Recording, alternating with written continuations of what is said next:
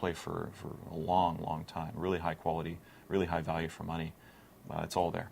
So, you guys still support Baldur's Gate. So gamers should be able to expect this on the PC. What about the console? Are you guys working with Sony and Microsoft to be able to have the mods and that kind of DLC on the console experience as well? Yeah, our goal is to bring the post-release downloadable content we make to all the platforms. Make sure the fans get that long tail and feel like it's a platform they can play and just kind of have the experience continually grow and expand. And I think they're going to be really satisfied because we've got a long plan ahead for post-release support. And we're exploring ways to bring some of the fan-created content over to the other platforms as well. Obviously, it's easier on PC because we can get the tools out in the fans' hands. They're already out in beta forms. The fans are working away and making all kinds of cool stuff for each other, and it's exciting to see that. And maybe we can bring some of that to the console systems. We'll have to work, obviously, with Microsoft and Sony. Some of those details still have to be worked out to make that happen, but I'd love for that to happen if we could. Well, now Epic has tried to do it with Unreal Tournament. They could do it with Sony because Sony's more of an open platform versus Microsoft. Valve's complained, when I talked to Gabe Newell at E3, he's complained about the fact that Microsoft's really tight with Xbox Live. Do you think you guys will be able to break through that with Microsoft, or do you think it'll be more on PS3 versus 360? I don't know. Microsoft's been a great partner to work with over the years. As you know, we worked with them on Jade Empire and Mass Effect, and we're talking actively with them about all kinds of cool stuff we're doing in the future as well. So, I think they'd be excited to see it happen. And obviously, some technology hurdles we have to jump together with them through, and make it work. But we'll see where it goes.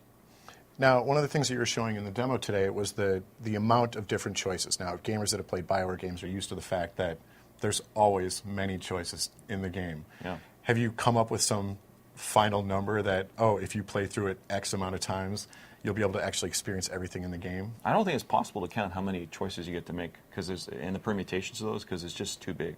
I go out on a limb here and I say it's probably the biggest game Bioware's done in terms of just the size and volume of content and just the sheer expanse of the world since Baldur's Gate 2, which was a pretty big game. And our games tend to be on the larger side and really good value for the fans and really high quality. And Dragon Age is no exception. It's going to be when it comes out, I think people will say it's the best game we've done to that point. Mass Effect 2 is beyond that, so we're always striving to push the envelope, make that even better. The Old Republic beyond that, some stuff for Mythic in the future coming out. We've got lots of great stuff in the pipe. Excellent. Now, towards the end of the demo, you touched on what the hero's journey is. Could you explain what that is? Yeah, well, we haven't announced this in detail yet, but one of the things we're excited about is the ability to surface things to the social networks and like communities, and just sort of taking your player's experience and kind of showing the key moments in time as they develop and unfold, and allowing players to see those choices and consequences of their actions happen, and bring them and show them and make them visible to one another. So maybe you can save key moments in time where you did it this way, they did it this way, and kind of then compare your hero's journey against one another. So I think that kind of thing is really exciting. It's a way to make this game an online-enabled, offline single-player experience. Now, is this something that you'd like potentially to tie in with Facebook Connect or even Twitter, for example? We haven't announced that, but it'd be safe to say if we're looking at social apps, you'd probably want to look at some of the bigger ones. So, we'll leave it there. Are you a Twitter guy?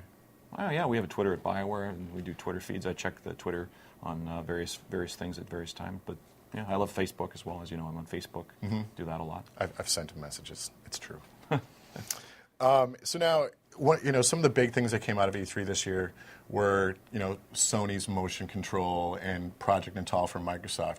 What do you think of those things, and are those elements that you'd like to bring to Bioware games in the future? I'd be really excited to explore those, and all the console systems have really cool things in development. The Wii is obviously a cool system. We've talked about how we're interested in exploring that in the future. We haven't announced anything on that front yet, but Natal is also cool, and the motion controls on the Sony are cool. I mean, I think there's so many possibilities now of what you can do that make the game more accessible. But the key, I think, is to look at the possibility space the platform enables and then make a game that is aligned with that, rather than take a game and kind of retrofit it and kind of jam it in there. So if we did something on those systems, so I haven't announced anything, but if we did, I think we'd want to look at them and kind of say, what kind of person would want to play this? What kind of experience would they be looking for? And how can we make that as high quality and as interesting and innovative as possible?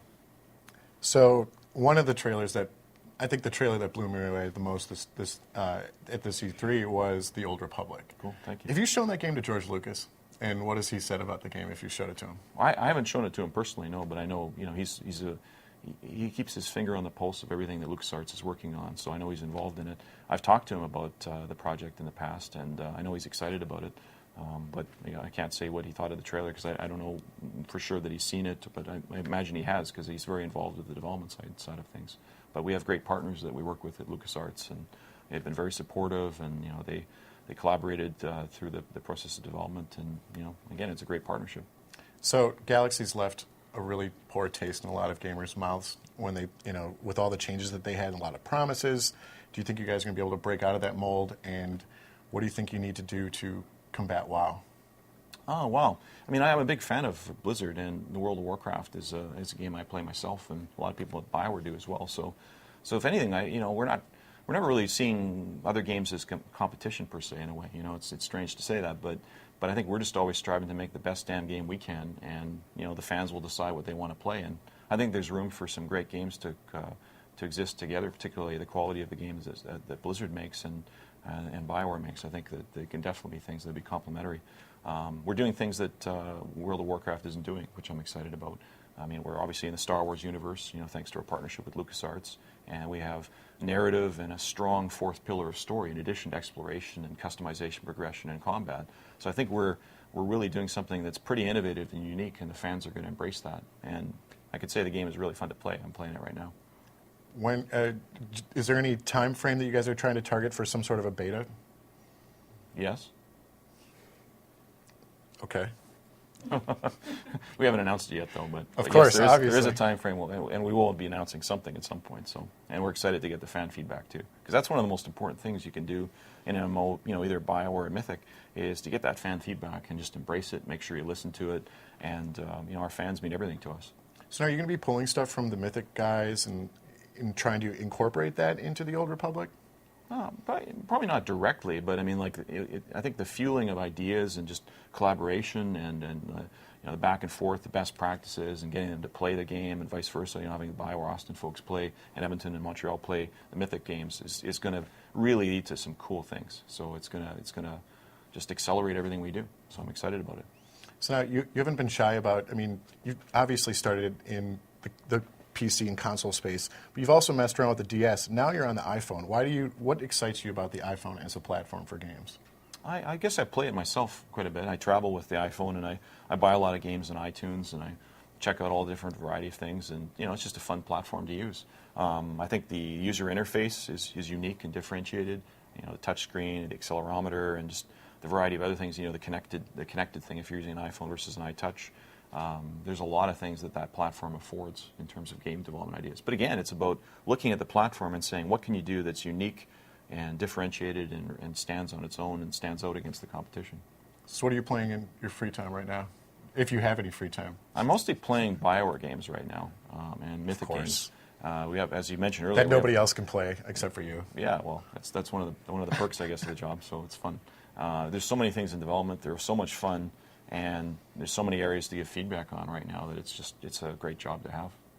So I guess in closing, you know, I just moved to LA, and I've noticed there's a lack of facial hair here, and I've been thinking about growing like a really wicked mustache and beard. Now, your partner, Greg, has the coolest facial hair of all time. Any tips that you could give me if I want to grow like that kind of awesome facial hair? You'd have to ask him. He has he's gone through various evolutions of it. He has sometimes a handlebar mustache and kind of like twirls it, and that's very frustrating to watch. But I've contemplated growing a beard or goatee or something like that, but unfortunately my wife won't let me. She says like facial hair is right out, so I can't do that. But you can always ask Greg sometime. I'll have to do that. He's happy to talk about that at length. Absolutely. Well, we'll have to hook up with him sometime. But hey, thank you very much for your time, and Thanks, good luck with Dragon Age, and I look forward to seeing everything you guys have coming in the future. Thank you.